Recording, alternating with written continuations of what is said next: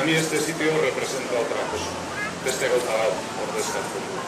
Eta da, hain zuzen ere, euskal kultura mundura irikia. Herri honek mundura erakusteko, harrotasunez erakusteko duen elementua.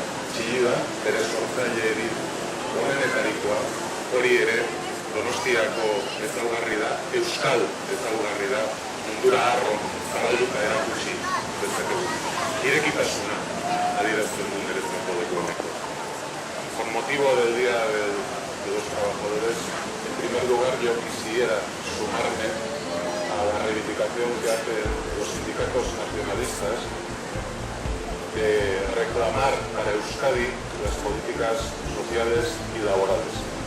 Estoy convencido de que es un instrumento absolutamente necesario para garantizar el bienestar de este país.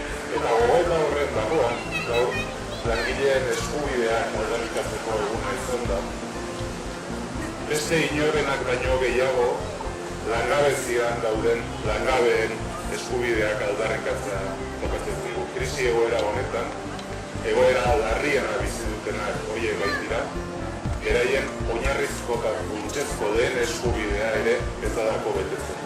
Lan izateko eskubidea. Bien, porque el que tengamos la tasa más baja de paro es indicativo de que aquí se han hecho las cosas de otras maneras, de mejor manera que en otros lugares, que aquí ha existido una cultura industrial y se ha apostado por mantener esa cultura industrial, y ese es un camino en el que deberemos ahondar frente a otros modelos que se han pretendido importar.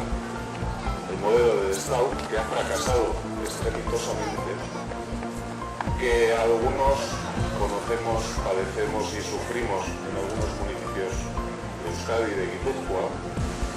Gaur irakurri dut, egunkari batetan, hauteskunde hauetan, Zapatero ez dute da Euskadira ekarriko, orain iztukatu egin nahi dute, nunbait, baina orain dela denbora gutxi arte harro erakutsi digute Zapatero munduko hori gauza honen alda. Hiritarrek garbi jakin behar dute, alderdi sozialistak Gipuzkoan eta Gipuzkoako udalerrietan ordezkatzen duen modeloa, Zapateroen modeloa dela, modelo fracasatua. La foto que aquí atrás me acompaña es una foto que representa el nacionalismo responsable del PNV, que es el nacionalismo que ha llevado a este país a las cotas que hoy en día conocemos y que es el nacionalismo que necesita también para abordar los